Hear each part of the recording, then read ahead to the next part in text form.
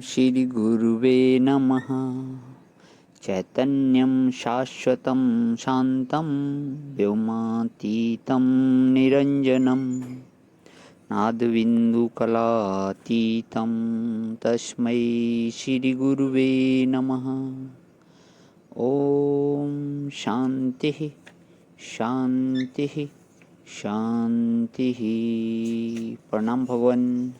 मांडूक्य कार्य का प्रवचन व तथ्य प्रकरण से स्वामी श्री अखंडानंद सरस्वती जी महाराज का दिव्य ग्रंथ, जिसमें भगवान हमारा जो है अध्याय चल रहा है तत्वों की संख्या, और मंत्र नंबर 26 की व्याख्या दे रहे हैं स्वामी जी। तो कल वाले सत्संग में बात आई थी कि अंतःकरण कार्य है और इसकी उपाधि लेकर जो बैठा है वह जीव, और कारण को जो अपनी उपाधि बनाकर बैठा है सो ईश्वर, और शुद्ध जो चैतन्य है वह न कार्योपाधिक और न कारणोपाधिक है।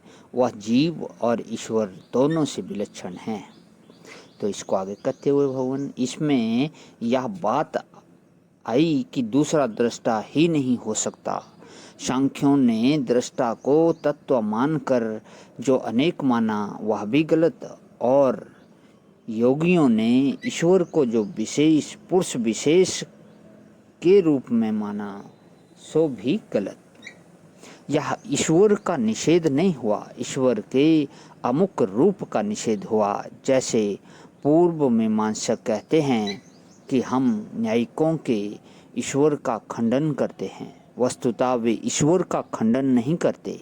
न्यायिकों ने जो ईश्वर को कर्ता के रूप में माना उसका वे खंडन करते हैं, क्योंकि कर्ता ईश्वर तो कर्म का नौकर होगा, उसमें क्या ऐश्वर्य होगा। अच्छा, यदि यह कहो कि ईश्वर हमारे पीठ के पीछे है, ईश्वर भी तो कई तरह के होते हैं ना।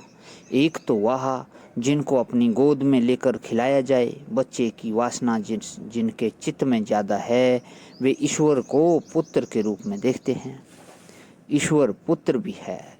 जिनको मित्र की इच्छा है वे मित्र के रूप में देखते हैं, जिनको पति की इच्छा है वे ईश्वर को पति के रूप में देखते हैं, जिनको स्वामी की इच्छा है वे ईश्वर को स्वामी के रूप में देखते हैं। यह क्या है? यहाँ वृत्ति में ईश्वर का विषयत्व है भला। अब योग दर्शन जो तो कहता है कि वृत्ति का निरोध करो, तो जब वृत्ति का निरोध करेंगे तो वृत्ति आकार शून्य होगी, वृत्ति निरुद्ध होगी, वृत्ति निर्विषय होगी, तब उसमें इन रूपों में ईश्वर कहाँ रहेगा? तो असल में अपने सिवाय दूसरा दृष्टा ही नहीं है।